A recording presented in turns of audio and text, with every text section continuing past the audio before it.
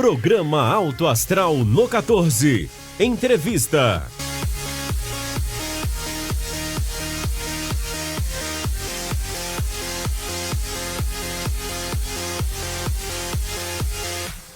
Olá, sejam bem-vindos a mais uma edição do programa Alto Astral no 14, edição de número 153. Semana após semana, a gente trazendo, é claro, a boa informação. Nosso convidado de hoje você já conhece, esteve presente aqui diversas vezes, tratando de direito, né? Coisas importantes do dia a dia, assuntos realmente relevantes. E, para quem não conhece, eu apresento o Dr. Mike Nogueira, mais uma vez, aqui no programa Alto Astral no 14. Seja muito bem-vindo, Dr. Mike. Obrigado, Verano. Obrigado a toda a equipe do programa Alto Astral. Eu estou aqui mais uma vez, espero contribuir e trazer informações relevantes para o público. Pode ter certeza que toda vez traz informações relevantes, sim.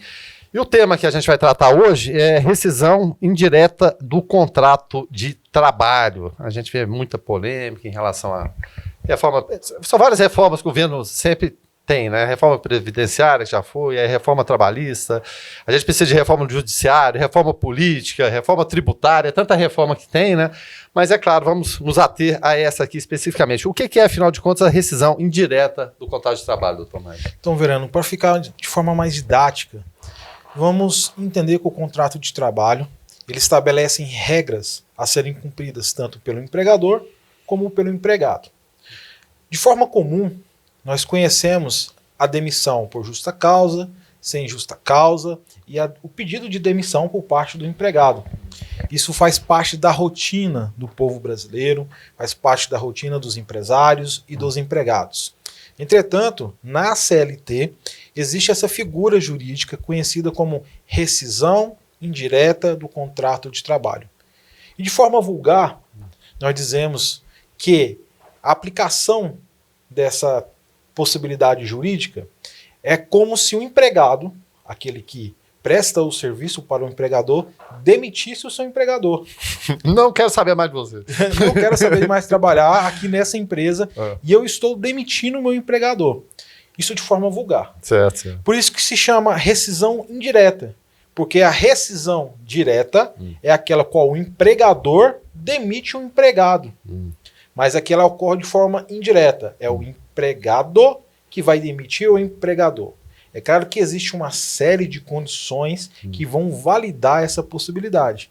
Mas de forma simples e didática, é quando o empregado não quer trabalhar mais na empresa por determinada situação e avisa o seu empregador que não mais prestará serviço naquele local. O Dr. Mike falou até levantou uma pergunta que eu queria fazer. Ele avisa o empregador. Isso é diferente do não quero mais saber e não vai mais no emprego, abandonar o emprego é outra situação diferente, né? Sim, Verani, aí nós temos que ter esse cuidado. Uma situação é abandono de emprego. Outra situação é a rescisão indireta de contrato de trabalho.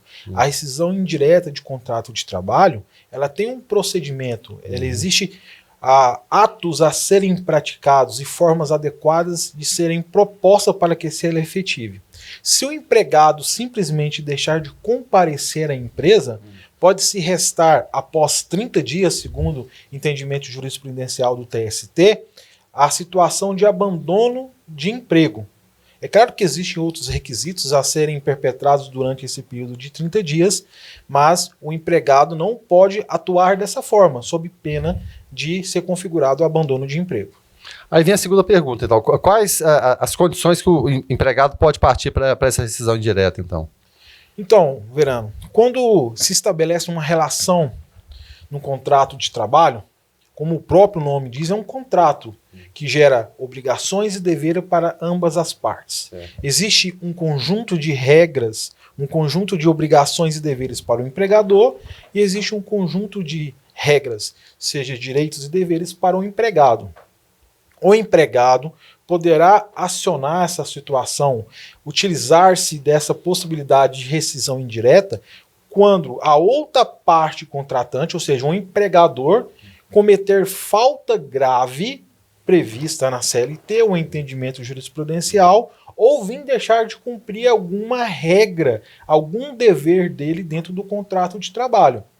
Então, a partir da configuração dessa situação, primeiro, falta grave ou descumprimento de contrato por parte do empregador, dá a possibilidade do empregado apresentar utilizar dessa figura de rescisão indireta.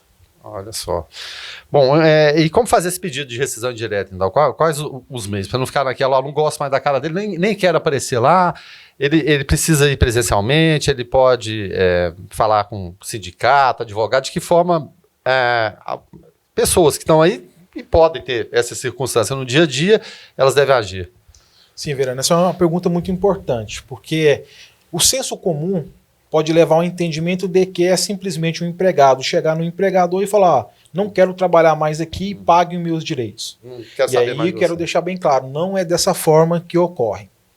Quando um empregado constatar falta grave ou constatar que o empregador não está cumprindo o contrato, ele deverá valer-se de um procedimento jurídico. O que eu quero dizer? Ele deverá entrar com uma ação, deverá apresentar uma reclamação trabalhista. Pode ser por meio da assistência judiciária juntos aos tribunais, poderá também ser por meio do sindicato ou pelo seu advogado de confiança, seu advogado que vai patrocinar essa ação para você. Essa ação judicial, ela vai conter o pedido de rescisão indireta e trará à luz para o poder judiciário, na figura do magistrado, os fatos que levaram a esse pedido de rescisão indireta de contrato de trabalho. Ou seja, o advogado vai pegar o fato que é o descumprimento de contrato ou a falta grave do qual o empregador fez, vai colocar nessa peça judiciária, nessa peça judicial, vai apresentar o direito e fundamentar de acordo com a CLT, e o juiz que vai decidir, Verano, se realmente ocorreu a situação que pode levar à rescisão indireta de contrato de trabalho ou não. De forma resumida, rescisão de contrato de trabalho mediante falta grave ou descumprimento do contrato será perpetrada ou será viabilizada por meio de uma reclamação trabalhista. E caso não aconteça, pelo menos na visão do empregado, essas situações que ele está apontando o dedo para o empregador em alguma situação que ele não achou conveniente ou de repente não queira ficar lá, indo desde... Assim, eu não quero mais trabalhar nesse ambiente de emprego, ele não é bom para mim, ou de repente algum abuso, alguma coisa no dia a dia. E se isso não ficar comprovado, qual a contrapartida que tem ou pode ter o empregador em relação ao empregado? A demissão por justa causa, por exemplo, seria cabível? Então, Verano, essa situação vai ser viabilizada dentro do processo. Se o empregado que entrou com a rescisão com o auxílio do seu advogado não conseguir provar dentro dos autos que realmente houve falta grave ou que houve descumprimento do contrato de trabalho, o que vai acontecer é que as suas verbas rescisórias serão calculadas como pedido de demissão. Então volta para a situação comum, então. Volta para a situação assim? comum. Comum no pedido de demissão, porque aí é uma limitação de direitos. Salvo algum acordo dentro do próprio processo. Nada impede também que numa audiência de conciliação eles entendam de voltar a trabalhar, ou o empregado desistir da ação e o empregador querer aceitar ele de novo no trabalho. No dia a dia, o senhor já viu esse tipo de situação? Já acompanhou? Já acontece sim, de nós entrarmos lá com a pessoa entrar com um pedido de rescisão indireta de contrato de trabalho e no dia da audiência ela estar arrependida ou porque precisa do emprego, aconteceu uma situação diferente na vida dela. De repente foi um momento de emoção ali, alguma coisa assim. E aí ela vai precisar daquele emprego, ou ela vê que não vai conseguir provar nos autos, o advogado já estudou, nós entramos com a ação, mas nós vemos aqui que pode gerar um problema para você. E ali no momento ela fala, não, excelência, eu queria desistir dos pedidos, e se fosse possível, a minha reintegração ao posto de trabalho. E se o empregador assim também assentir, ele aceita, e eles fazem um acordo ali na audiência e retorna. Situação raríssima. Raríssima, mas pode acontecer. Porque a gente pensa assim até no constrangimento, né? Sim, na situação constrangedora. Mas na sua experiência do dia a dia, pode ser que alguém chegue e relate determinada situação, aí é claro, com a experiência de anos, o doutor Mike olha ali e fala, isso aqui não vai prosperar, não se justifica, seria melhor você rever. Pode acontecer esse detalhe também, só pela experiência, bater o olho e ver que aquilo pode não prosperar? O advogado, nós dizemos que ele é o primeiro juiz do caso. Então, quando um cliente me procura no escritório, eu vou fazer a primeira avaliação de juízo do caso. E nós lá temos o protocolo de sempre apresentar um parecer jurídico, colocando as possibilidades, os direitos e os riscos que ele tem naquele processo. Então o advogado ele tem que avaliar e dizer para o cliente, ó, essa demanda sua, ela cabe rescisão indireta de contrato de trabalho por causa desta e desta situação. E aí ele vai se valer de jurisprudências do próprio tribunal aonde vai ser julgado, mas também pode acontecer o contrário, ele avaliar a situação e dizer, ó, essa situação sua, ela não cabe rescisão indireta de contrato de trabalho. Aí nós vamos entrar com uma ação temerária, que é como nós chamamos, que é uma ação que existe um grande risco de perda, de não conseguir os pedidos junto ao judiciário. Mas o cliente já vai ciente de tudo. Ciente. No final, o cliente decide se vai querer entrar com uma ação ou não, e o advogado também ele vai decidir se vai assumir os riscos daquele processo. Porque no final das contas, quem vai perder ali no debate judicial vai ser o advogado, né? E quem vai perder os direitos é o cliente. Exatamente, pode ter muita coisa a se perder. E dentro desse mundo tecnológico que a gente vive, é claro, a gente tem uma coisa aqui que ela produz provas o tempo todo, a favor e contra, né? É bom se dizer, depende da maneira que se usa. São aceitas hoje provas, por exemplo, mensagem de WhatsApp mal colocada, de repente, do patrão em relação ao empregado, ou de repente também uma gravação que seja feita sem o consentimento do empregador de alguma situação. Como que vocês analisam isso tudo? De que forma o direito está analisando isso? Porque não é uma situação que já existe há alguns anos, mas é claro que para valer, criar jurisprudências é mais recente. Nessa questão de provas, Verano, é importante a gente não ter uma regra geral, porque cada situação vai ter uma peculiaridade. Tem uma situação diferente que tem que ser analisada. Mas, por exemplo, provas de mensagens de WhatsApp, elas podem ser utilizadas? Em regras, sim. Existem alguns pontos específicos que nós podemos contestar e derrubar aquelas provas.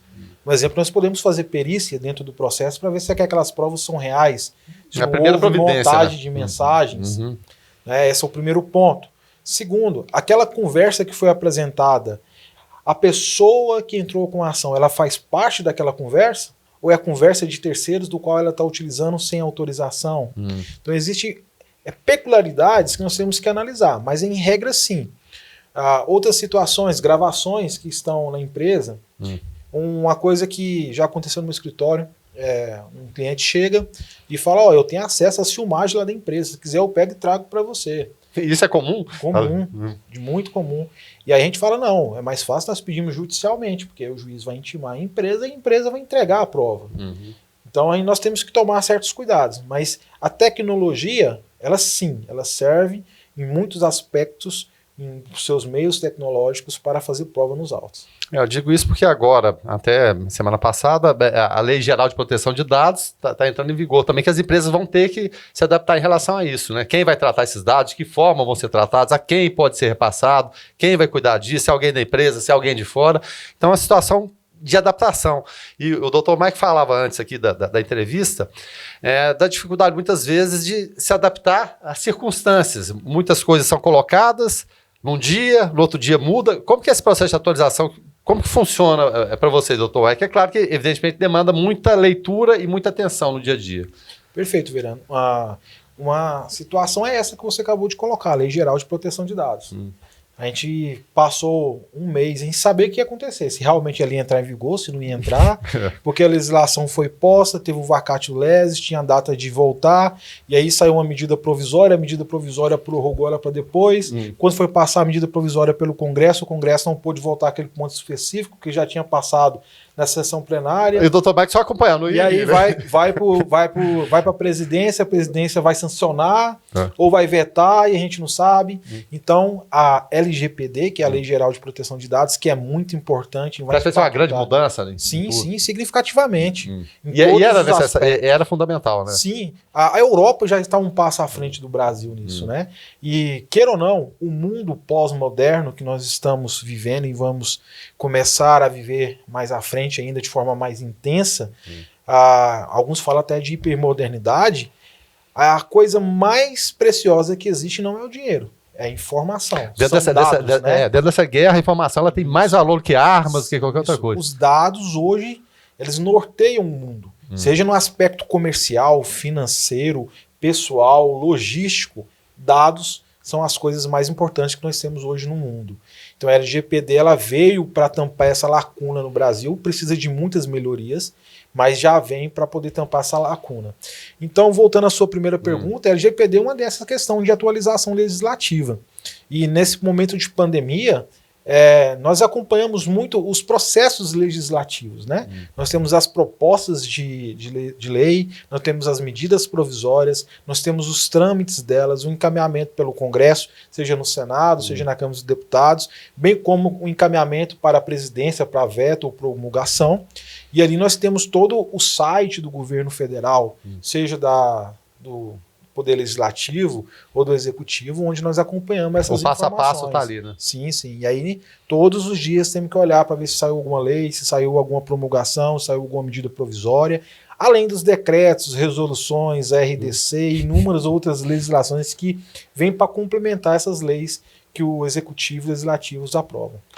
A coisa não é fácil, não. Tanto é o presidente Donald Trump, em relação ao TikTok da China, falando que o governo chinês vai capturar as informações e faz até sentido. Porque ele fala, por mais restrições que a gente tem ao presidente Donald Trump, ali as informações elas vão, às vezes, de forma espontânea e é claro, podem ser capturadas. Aí virou a queda de braço entre países. Já é um jogo mais pesado, inclusive, né, doutor Mike? Os dados hoje, eles... saindo um pouco do tema, mas os dados hoje, eles simplesmente não falam aspectos gerais das pessoas, mas eles falam seus aspectos mais íntimos, das suas preferências, talvez coisas que você não fala para terceiros. Até próprias rotinas, né, da pessoa. Coisas que você não fala para terceiros, mas pelo seu uso de um aplicativo, o uso do seu celular, eles revelam para essas plataformas. Já consegue antecipar, costumes, né? Isso. Não é à toa que você hoje entra no celular. Um exemplo, eu vou entrar hoje e vou começar a pesquisar sobre um microfone da Kadosh, que é o que nós estamos utilizando aqui. Pesquiso o preço. Amanhã no YouTube, no Instagram, em todas as plataformas, vai começar a aparecer propaganda disso. Olha assim, mas como é possível, né? Isso. É informação, são dados. É um assunto para a gente desdobrar até em outras entrevistas, com certeza, né? Bom, voltando ao nosso assunto principal aqui, como fazer esse pedido de rescisão indireta, a gente falou, né? Quais as verbas rescisórias a pessoa vai receber na ação judicial de rescisão indireta? Então, na ação rescisão direta do contrato de trabalho, caso o juízo atenda aos pedidos, será dada as verbas rescisórias como demissão sem justa causa. Ele terá direito a todas as verbas rescisórias. Ele terá direito ao aviso prévio, às férias proporcionais, ele terá direito ao 13º proporcional, saldo de salários e demais benefícios atinentes à mesma situação da demissão sem justa causa. A integralidade de suas verbas. Tá certo. Bom, em relação a seguro, no seguro-desemprego daqui a pouquinho, vamos falar de direito ao FGTS, multa de 40% na ação, então, exatamente isso. Perfeito. Quando a pessoa entra com a ação de rescisão indireta, além de pegar essas verbas rescisórias, o saldo do FGTS depositado estará liberado, e além disso, aquela multa pecuniária, a multa fundiária, né, que nós falamos, de 40% sobre o saldo do FGTS também deverá ser depositado pelo empregador. Então tá incluso aí. Seguro-desemprego? Seguro-desemprego, sim, com a ressalva do empregado ter preenchido os requisitos. O seguro-desemprego não é dado para todo o empregado. O empregado tem que preencher alguns requisitos em relação ao primeiro, segundo e terceiro pedido. A exemplo, se eu hoje sou demitido ou entro com uma ação de rescisão indireta e tenho direito ao acesso ao seguro-desemprego, eu, a princípio, tenho que ter trabalhado durante 12 meses com carteira assinada, fazendo os recolhimentos atinentes à CTPS assinada pelos últimos 18 meses. Aí sim eu terei direito a acesso ao seguro-desemprego. Aí existem outras regras que desdobram também em cima disso, mas com a ação de rescisão indireta contra o trabalho, o empregado tem direito ao seguro-desemprego desde que preencha os requisitos legais. Tem que ficar atento, porque a gente vê muito também, doutor Mike, é claro, evidentemente, a parte mais frágil a gente sempre entende como sendo o empregado. Mas muitas vezes é muito direito, esquece dos deveres e obrigações também. Sim, isso é muito corriqueiro. Sim, sim. O contrato de trabalho, como eu disse, né? Ele é uma relação que estabelece direitos e deveres para ambas as partes. Não só para o empregado e não só para o empregador. Então, essas regras devem ser observadas pelas duas partes. Eu lembro até de uma entrevista que eu fiz com o Robson Torres, do PROCON, falando exatamente isso. O PROCON existe para o consumidor e também para quem é dono do comércio, né? Caso o consumidor não esteja certo, o dono do comércio ele pode ter razão também, porque cria-se aquela ideia que só o consumidor tem o direito. Mas é claro, é uma via, né, de mão dupla. É claro, vai se privilegiar, evidentemente, dentro da legalidade, dentro da razão, o consumidor. Mas só que, é claro, tem que observar também direitos de quem está do outro lado do balcão. Né? Não é só um lado da coisa. Perfeito. Enfim, bom, é grávida, né? E a questão das grávidas é sempre muito complicada, né, nessa situação, né? Grávida com estabilidade, ela pode pedir rescisão indireta? Como que fica nesse caso, doutor Mário? Então, a gestante ela tem o direito à estabilidade gestacional, que dá aí um lapso temporal após o nascimento da criança. Entretanto, se durante esse período de estabilidade ocorrer falta grave ou descumprimento do contrato de trabalho que seja possível entrar com ação de rescisão indireta, a grávida pode fazer. E aquele período de estabilidade será convertido em indenização pecuniária. Então, só a grávida no começo da gravidez, 3 meses de gravidez, o empregador vai lá e comete um assédio moral. Humilha ela na frente de todo mundo. Pelo simples fato dela estar grávida, o empregador tá achado que ela não poderia ter ficado grávida, que ela vai atrapalhar a empresa. Uma simples observação já basta, né? Depende da configuração, né? Depende muito do contexto. O tom ali. Isso, depende de toda uma forma. Não tem como a gente generalizar na questão do direito. Mas aí o que ela pode fazer, Verano? Ela pode entrar com ação de rescisão indireta, pedir todas as suas verbas, pedir o acesso ao FGTS, pedir acesso à multa, pedir acesso ao seguro-desemprego e ainda a conversão do período de estabilidade em indenização pecuniária. Então, todo aquele período que ela deveria ter estabilidade, o empregador vai ter que pagar o salário para ela de forma antecipada ainda. Inclusive, né? Inclusive de forma antecipada. É uma situação muito complicada. É claro que dentro de um processo vai ter negociação, vai tentar fazer parcelamento, mas se não tiver negociação, vai para sentença, execução e aí a integralidade das verbas geralmente são pagas no montante geral. Me ocorreu agora, em entrevistas passadas que a gente fez, havia aquela polêmica em relação a condições insalubres para gestantes. Poderia ser um motivo, e não sei, de repente eu estou até falando besteira, fazendo uma pergunta que não cabe aqui. Uma condição insalubre ser motivo da rescisão indireta? Em questão da insalubridade, nós tivemos idas e vindas, né, com a reforma de 2017 e depois com a ADIM julgada pelo STF. E no final das contas, restou-se que gestante e lactantes não pode executar nenhum tipo de atividade em locais de insalubres, seja em grau mínimo ou médio, quanto mais em grau alto.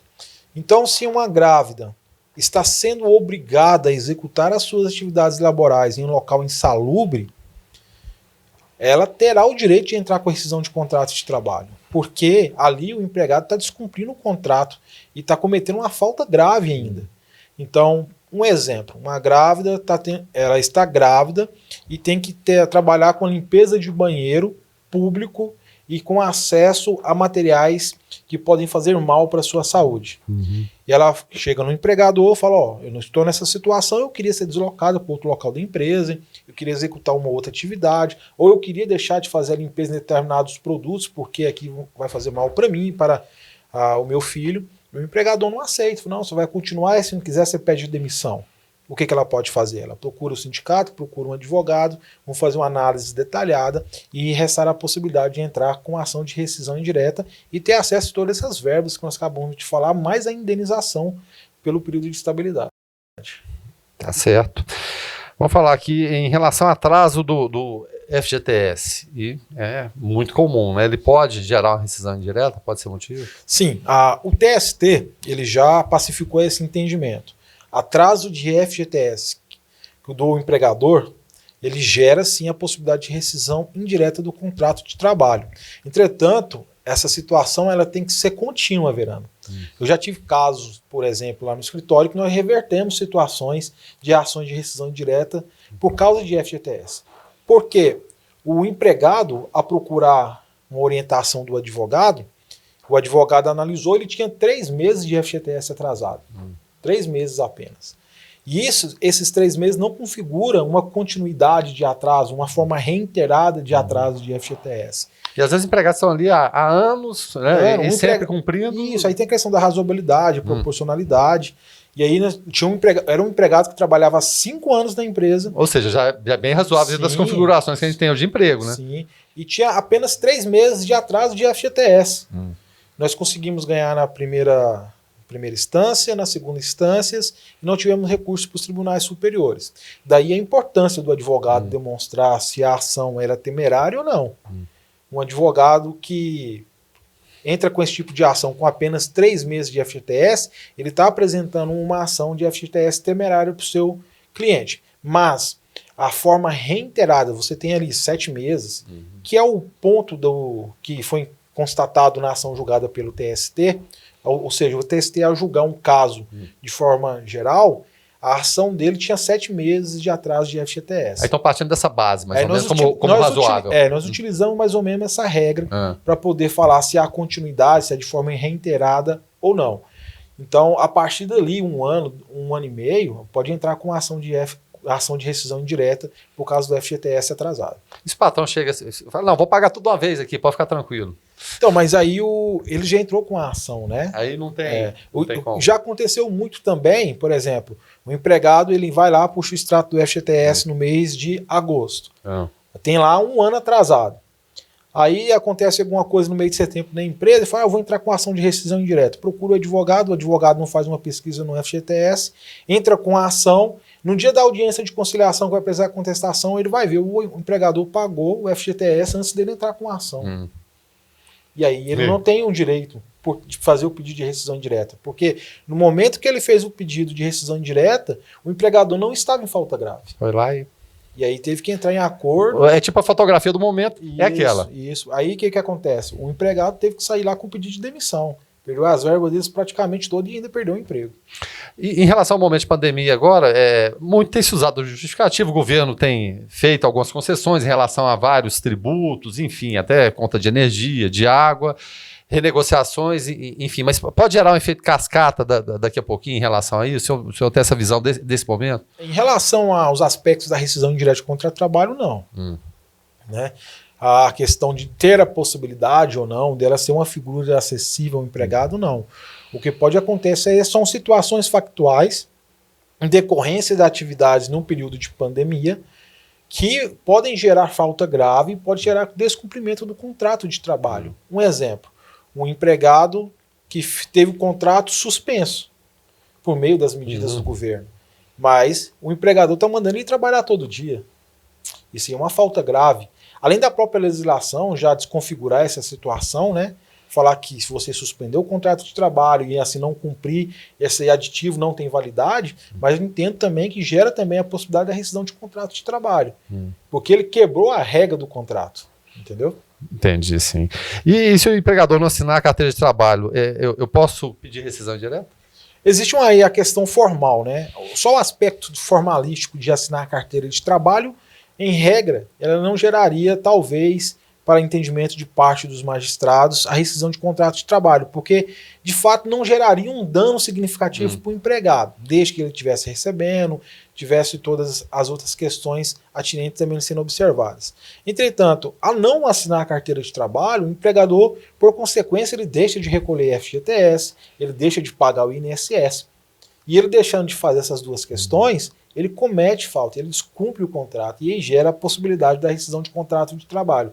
Ou seja, não assinar a CTPS de forma direta, a depender do caso, pode até não gerar rescisão indireta de contrato de trabalho, mas de forma indireta, pelo não pagamento dos tributos e dos recolhimentos fiscais trabalhistas, vai gerar rescisão indireta de contrato de trabalho. Pode gerar, né? E caso o empregador não esteja recolhendo as contribuições previdenciárias, ele pode promover a ação de rescisão indireta? Sim, as contribuições previdenciárias, elas são divididas em 2 cotas. Tem a cota patronal e a cota do empregado. A cota patronal, o patrão que tira da empresa e paga, e a cota do empregado é obrigação do empregador recolher, reter esse valor e repassar para o INSS. O não pagamento, seja da patronal ou fazer o recolhimento e não passar para o INSS, gera sim a possibilidade de rescisão de contrato de trabalho.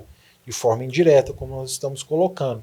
Porque é uma obrigação contratual ele recolher do empregado e repassar pelo INSS e ele fazer a contribuição da parte dele também para a previdência daquele empregado. Então, se o recolhimento de INSS não está sendo feito de forma adequada, você tem a possibilidade de fazer o pedido de rescisão indireta do contrato de trabalho. E fica registrado na carteira de trabalho que o empregador pediu rescisão indireta? Como que funciona isso? Não existe nenhum tipo de anotação fazendo referência ao tipo de rescisão do contrato. Muitas pessoas têm esse medo, né? Eu vou entrar com uma ação de rescisão indireta de contrato de trabalho, depois quando eu for procurar emprego em outro local, na minha CTPS vai estar anotada a situação que eu entrei com ação contra outro empregador. Essa situação não fica registrada na CTPS, ela não vai macular o seu período ali de busca por outro emprego. Pode ficar tranquilo que não haverá registro disso. É bom, importante, relevante essa informação. E nesse período de pandemia do novo coronavírus, é possível pedir a rescisão indireta? Como está funcionando isso tudo? Sim, não há nenhuma alteração em relação a isso.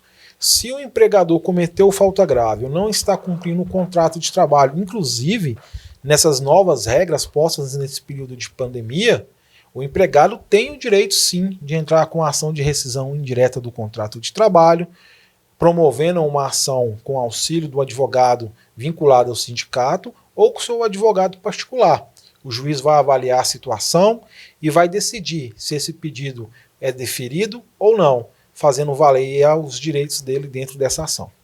A gente está vendo agora nesse período de pandemia, né, claro, a entrevista é gravada, evidentemente a gente torce para que acabe a questão, a queda de braço do INSS, o governo federal, em relação aos peritos médicos que não estão considerando condições adequadas de trabalho para fazer as perícias. Só que a competência, o governo federal traz para si. São peritos, mas eles não teriam competência de fazer essa vistoria. Quando existe esse tipo de queda de braço, sempre quem perde é o cidadão. E sempre que o Dr. Mike vem aqui, a gente faz muito dessa análise política. Como o senhor vê esses fatos, um fato como esse, as agências são fechadas há tanto tempo, não houve a previsão do governo, os sindicatos estão interferindo, vira mais briga política mesmo, Dr. Mike? Existe toda uma estrutura por trás também disso, Verano, que a população não tem acesso. E é claro que aquele cidadão lá da ponta que não tem a informação e não tem os meios eletrônicos adequados... É porque todo mundo imagina que todo mundo tecnológico, todo mundo tem informação o tempo todo e foi provado por A mais B agora que não é realidade. Não. Né? Então o que falta é a informação e a orientação adequada. E principalmente chegar na pessoa. Sim, sim. Porque o INSS lançou mão também de outros mecanismos, de outros meios para substituir o atendimento presencial. E os advogados que atuam também, eles já têm outros sistemas que já auxiliavam antes e agora estão sendo mais utilizados. Por exemplo, o advogado hoje ele não vai na agência da Previdência para protocolar pedido. Ele tem um sistema que nós chamamos de INSS digital, onde ele faz todo o trâmite dentro do escritório. E funciona perfeitamente. E funciona perfeitamente. Ele faz o pedido, sai a decisão do INSS em relação ao pedido. Em relação ao cidadão, o contribuinte ou beneficiário, que não tem uma orientação de um advogado, o INSS lançou também algumas possibilidades de atendimentos remotos e até no começo da pandemia ficou mais caracterizado até o deferimento de alguns benefícios antes de análise. Então, mesmo antes de analisar um auxílio-doença, antes mesmo de analisar um LOAS, um BPC, a pessoa já estava recebendo algumas parcelas porque ela não ia ficar desistida naquele período. Então, assim, eu acho que o governo teve ferramentas que puderam substituir, entretanto, o que falta é a informação e, depois dessa informação, ter os meios de se utilizar. Porque nem todo mundo tem internet, nem todo mundo tem telefone e nem todo mundo tem a informação correta. Isso é crucial nesse momento. E até em relação a isso, a última vez que eu entrevistei o Dr. Mike foi antes da pandemia. Em relação ao seu dia a dia dos seus colegas, alguns outros que eu entrevistei disseram que o trabalho remoto é o que temos, né? Muita gente já faz isso, mas é uma realidade que está aparecendo. Em relação à produção, eu falo de vocês, depois eu faço outra pergunta específica em relação ao trabalhador. Sim.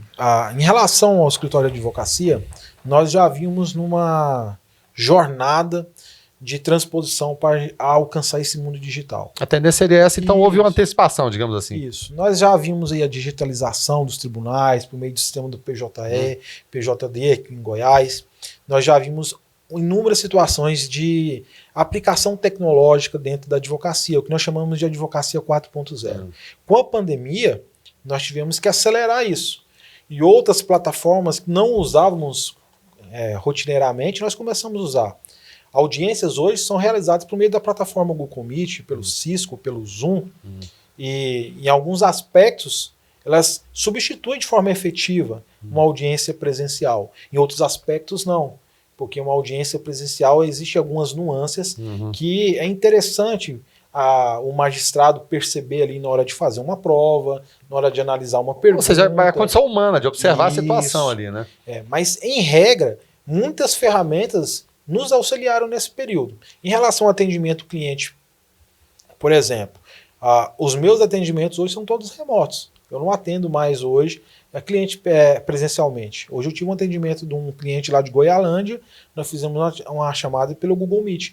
Fiz a entrevista, recolhi todas as informações, ele me mandou os documentos por e-mail e eu consegui fazer o parecer da mesma forma. E aí ele vai ter os direitos dele levados ao judiciário, sem nenhum prejuízo, pelo uso de uma plataforma digital nesse momento. E outra coisa, ganha agilidade, né? O tempo, é claro que é precioso, dinheiro, inclusive, né? Poupa riscos, idas e vindas, ou seja, né? Agilize, o caminho futuro é esse. Agora, em relação às questões trabalhistas, porque muitas empresas estão fechando, inclusive, escritórios de representação, aquela coisa toda, aquele pessoal todo que ficava naquele ambiente tradicional que a gente conhece, não fica mais, vai ficar em casa e se tornou definitivo. Essa relação trabalhista, como observar isso? A questão da produtividade, será que ele está trabalhando de pijama ou não? Isso aí não interessa, a gente fala naquele sentido, que o normal, a pessoa fazendo trabalho remoto, fazendo trabalho em casa, o home office, é se vestir de forma adequada, tentar procurar uma rotina, porque a gente sabe que tem filhos em casa, escolas não voltaram ainda, mas como enquadrar isso dentro dessa rotina trabalhista que era bem configurado ali, você tem um ambiente de trabalho, você tem um horário específico para essa nova realidade, doutor Mike, vai ser um desafio também? Sim, é um desafio para ambas as partes, tanto para a empresa quanto para o empregado. O empregado tem que entender se o ambiente dele é adequado para a atividade de home office. Porque, como você disse, pode ter situações dentro da sua casa que não permitem você se concentrar e dedicar de forma adequada ao trabalho. Porém, se você consegue estabelecer um home office adequado dentro de sua casa, eu, particularmente, eu acho muito mais produtivo. Nossa cidade nem tanto, mas, por exemplo, você pega uma cidade grande como São Paulo, Deslocamentos Brasília, imensos. você fica 1h30, 2 horas no trânsito para ir trabalhar e depois mais 1h30, 2 horas para voltar. Não é? Por exemplo, a minha rotina lá em casa hoje, eu acordo 6 horas, 6h30 eu estou trabalhando. Então, antigamente aqui no escritório, não. Quando eu conseguia chegar muito aqui era 7, 7h30. E mesmo sem começar cedo, né? Fora quando o trânsito estava bom, quando acontecia alguma coisa. Então você consegue produzir mais em casa, desde que você tenha toda uma estrutura adequada, rotina, né? Rotina, e que você seja disciplinado para isso. Em relação às empresas quando eles estabelecem home office, o controle dela não é por horário. Não é a melhor forma de fazer. Ela pode até fazer. Então, ou seja, aquela noção antiga, esquece, né? Isso. Ela pode até fazer, desde que estabeleça um contrato. Mas a melhor forma, e a forma que as grandes empresas têm aplicado, na realidade é por produtividade. Você faz um cálculo da quantidade de serviço que o empregado pode fazer naquele determinado tempo. Encaminha o serviço para ele, e aí ele tem que entregar aquele resultado naquele dia.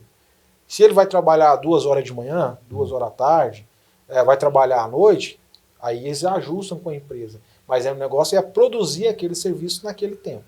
Não é questão, você vai entrar aqui 8 horas e não vai sair da frente do computador. Eu vou ficar te vigiando aqui. Liga o webcam que eu vou estar te vigiando. Não funciona dessa forma. É a questão da produção. E aí tem as reuniões, tem as videoconferências, tem os aplicativos que colocam o pessoal trabalhando de forma sincronizadas também, ao mesmo tempo, né? Cada um, quando tem um projeto muito grande, um faz uma parte, outro faz outra, e eles estão ali de forma sincronizada trabalhando também. Então, assim, é uma ferramenta que já estava prevista, não com a pandemia, a questão do home office, do trabalho remoto. Já é coisa antiga, que veio lá da reforma. E aí, hoje, com essa situação, as empresas foram obrigadas, empurradas a conhecer essa nova possibilidade no mundo trabalhista. E de repente até aquelas que num primeiro momento seriam reticentes, isso vai demandar despesa, é claro, despesa não, investimento, né? Sim, sim. Mas hoje eu acho que elas não querem nem voltar. Sim, né? Elas você já tem tão... empresas que alugavam espaços enormes para alocar E funcionários. oneroso demais, né? Aí você tem que pagar energia, você tem que pagar tributos, você tem que pagar alocação, Transporte. transporte. E hoje não, você liga para o funcionário, está aqui o seu serviço, você faz isso e me entrega determinada. No escritório nós temos, por exemplo, estagiário que trabalha no home office hoje. O que eu faço? Determinado horário eu ligo para a estagiária, o serviço seu hoje é esse, e ela trabalha na casa dela, no computador dela, e na hora que ela termina o serviço ela me manda. E a produção é excepcional. Excepcional a produção de quem trabalha por home office dentro do nosso escritório. Coisa boa, né? A modernidade chegou e veio para ficar, né, doutor? Mas não tem volta mais não, né? Não. A modernidade, eu tenho um conceito um pouco diferente da modernidade. Eu tenho que tudo sempre existiu. Só muda a forma de enxergar e de fazer.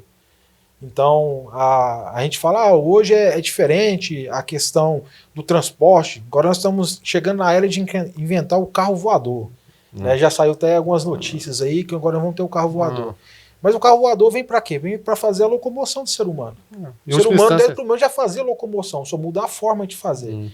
Nós não podemos ter a dificuldade de mudar a forma de fazer as coisas.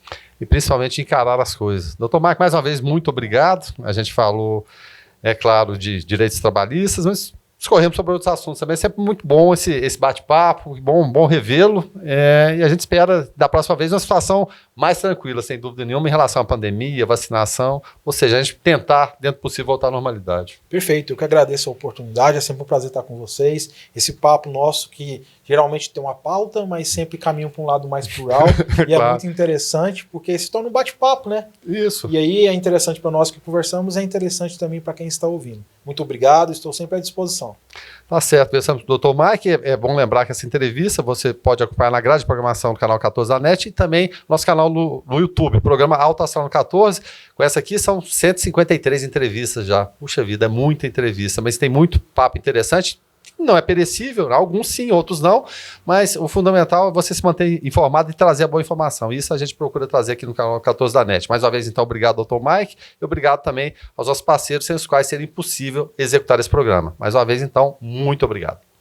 Clínica Radiológica de Anápolis, a CIA, Arroz e Feijão Imperial, Geolab Genéricos, Instituto Oncohematológico de Anápolis, Hospital Evangélico Goiano, Plameg, Unievangélica, Supermercados Atende Mais, Compensados Anápolis, Clínica Vacine, Produto JK, a arte do algodão, Laboratório Modelo, Farmácia Naturalis, Cicobi Unicentro Norte Goiano, Lages Vibracom, Mercafrios Mauá, Doutor Café, Cafeteria e Doceria, Droga Lúcia, IHG, Instituto de Hemoterapia de Goiânia, Mix Limpeza, a melhor opção em produtos de limpeza, Pamela Rezende, assessoria e consultoria, Porto e Pereira, Hipercozinha Industrial, Rádio Imprensa, 104,9 FM, Bioimagem, empresa biomédica especializada em diagnóstico por imagem, única unidade de combate ao câncer em Anápolis, Restaurante Barriga Cheia, Síntese Comercial Hospitalar, OA, Hospital Oftalmológico de Anápolis, Extra Corpus, Equipamentos Médico Hospitalar, Ego Service, Vigilância e Segurança Privada e Box Seguros, corretora de seguros. Programa Alto Astral no 14. Entrevista.